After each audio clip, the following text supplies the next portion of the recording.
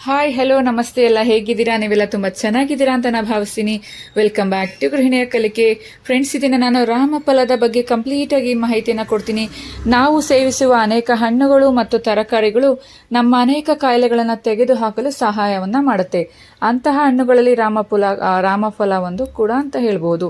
ಇದನ್ನು ನಾವು ಬಳಸ್ತಾ ಬಂದರೆ ತೂಕವನ್ನು ನಾವು ಕಡಿಮೆ ಮಾಡ್ಕೋಬಹುದು. ಮಧುಮೇಹಿಗಳಿಗೂ ಸಹ ಇದು ರಾಮಫಲ ಒಂದು ರಾಮಬಾಣವಾಗಿದೆ ಅಂತಲೇ ಹೇಳ್ಬೋದು. ಮಧುಮೇಹ ರೋಗಿಗಳು ದೀರ್ಘಕಾಲದವರೆಗೆ ಆರೋಗ್ಯಕರವಾಗಿರಲು ರಾಮಫಲ ಸೇವನೆ ಉತ್ತಮವಾದದ್ದು. ರಕ್ತದಲ್ಲಿನ ಸಕ್ಕರೆಯನ್ನು ಕಡಿಮೆ ಮಾಡುವ ಅಂಶ ಈ ರಾಮಫಲದಲ್ಲಿದೆ. ಶಕ್ತಿ ಮತ್ತು ಕಬ್ಬಿಣದ ಸಮೃದ್ಧ ಹಣ್ಣು ಅಂತಾನೆ ಹೇಳ್ಬೋದು. ಕಾರ್ಬೋಹೈಡ್ರೇಟ್ಗಳಿಗೆ ಸಮೃದ್ಧವಾಗಿರೋದರಿಂದ ತ್ವರಿತ ಶಕ್ತಿಯ ಅತ್ಯುತ್ತಮ ಮೂಲವಾಗಿದೆ. ಇದರಲ್ಲಿರುವ ವಿಟಮಿನ್ B6 ಹೃದಯದ ಬಳಿ ಕೊಬ್ಬಿನ ಸಂಗ್ರಹವನ್ನು ನಿಯಂತ್ರಿಸುವುದರಿಂದ ಹೃದಯ ಸಂಬಂಧಿ ಸಮಸ್ಯೆಗಳನ್ನು ಇದು ತಡೆಯುತ್ತೆ. ವಿಟಮಿನ್ B6 ಮೂತ್ರಪಿಂಡದ ಕಲ್ಲುಗಳ ಬೆಳವಣಿಗೆಯನ್ನು ತಡೆಯುತ್ತೆ. ರಾಮಫಲ ರಕ್ತಹೀನತೆಗೆ ಚಿಕಿತ್ಸೆ ನೀಡಲು ಸಹಾಯವನ್ನು ಮಾಡುತ್ತೆ, ಏಕೆಂದರೆ ಕಬ್ಬಿಣವು ಹಿಮೋಗ್ಲೋಬಿನ್ ಅನ್ನು ಉತ್ಪಾದಿಸಲು ಹಾಗೂ ದೇಹದ ಜೀವಕೋಶಗಳಿಗೆ ಆಮ್ಲಜನಕವನ್ನು ಸಾಗಿಸಲು ಸಹಾಯವನ್ನು ಮಾಡುತ್ತೆ. ಹಾಗಾಗಿ ಯಾರಿಗಾದ್ರೂ ಹಿಮೋಗ್ಲೋಬಿನ್ ಕೊರತೆ ಇದ್ರೆ ಅಂಥವರು ರಾಮಫಲವನ್ನು ಸೇವನೆ ಮಾಡ್ತಾ ಬನ್ನಿ ಫ್ರೆಂಡ್ಸ್.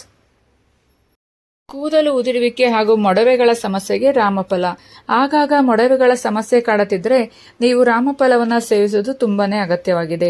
ಇದು ನಿಮ್ಮ ತ್ವಚೆಯನ್ನು ಆರೋಗ್ಯವಾಗಿರುತ್ತದೆ. ಇದರಲ್ಲಿ ವಿಟಮಿನ್ C ಪ್ರಮಾಣ ಹೆಚ್ಚಿದ್ದು ಇದು ಚರ್ಮ ಮತ್ತು ಕೂದಲಿನ ಆರೋಗ್ಯಕ್ಕೆ ತುಂಬ. ಕ್ಯಾನ್ಸರ್ ವಿರೋಧಿ ಚಟುವಟಿಕೆಗಳನ್ನು ಹೊಂದಿದೆ ರಾಮಫಲ. ಹೃದಯದ ರಕ್ಷಣೆಯನ್ನು ಸಹ ಮಾಡುತ್ತೆ, ಮೂಳೆಗಳನ್ನು ಬಲಪಡಿಸುತ್ತೆ, ಕರುಳಿನ ಹುಳಗಳನ್ನು ತೆಗೆದುಹಾಕಲು ಸಹ ಸಹಾಯನ ಮಾಡುತ್ತೆ. ಮತ್ತೆ ಇದರಲ್ಲಿ ಆಂಟಿ ಮೈಕ್ರೋಬಿಯಲ್ ಪ್ರಾಪರ್ಟಿ ಯಥೇಚ್ಛವಾಗಿರೋದ್ರಿಂದ ತುಂಬಾನೇ ಒಳ್ಳೆಯದು. ನೋಡಿದ್ರಲ್ವಾ ಫ್ರೆಂಡ್ಸ್, ರಾಮಫಲವನ್ನು ಆ ಸೀಸನ್ ನಲ್ಲಿ ಬರುವಂತಹ ರಾಮಫಲ ಅಂತಾನೆ ಅಲ್ಲ, ಆ ಸೀಸನ್ ನಲ್ಲಿ ಬರುವಂತಹ ಎಲ್ಲ ಹಣ್ಣು ತರಕಾರಿಗಳನ್ನ ತಿಂತಾ ಬನ್ನಿ ಫ್ರೆಂಡ್ಸ್. ನಿಮ್ಮ ಆರೋಗ್ಯ ನಿಮ್ಮ ಕಲೆಯಿದೆ ಅಲ್ವಾ? ನೀವು ನಿಮ್ಮ ಮನೆಯಲ್ಲಿ ಯಾವ ಹಣ್ಣನ್ನ ತಿಂತಾ ಇದ್ದೀರಾ, ಅದರಿಂದ ನಿಮ್ಗೆ ಏನೇನು ಬೆನಿಫಿಟ್ ಸಿಗುತ್ತೆ ಅಂತ ನಮಗೆ ಕಮೆಂಟ್ ಅನ್ನ ತಿಳಿಸಿ. ಹೀಗೆ ನನ್ನ ಗೃಹಿಣಿಯ ಕಲಿಕೆ ಚಾನೆಲ್ನ ನೋಡ್ತಾ ಇರಿ ಫ್ರೆಂಡ್ಸ್, ಸಪೋರ್ಟ್ ಅನ್ನ ಮಾಡ್ತಾ ಇರಿ. ಫ್ಯಾಮಿಲಿ ಫ್ರೆಂಡ್ಸ್ಗೂ ಸಹ ಶೇರ್ ಮಾಡಿ. ಸಬ್ಸ್ಕ್ರೈಬ್ ಮಾಡಿಲ್ಲ ಅಂದ್ರೆ ಸಬ್ಸ್ಕ್ರೈಬ್ ಮಾಡ್ಕೊಳ್ಳಿ. Thank you for watching. Thank you.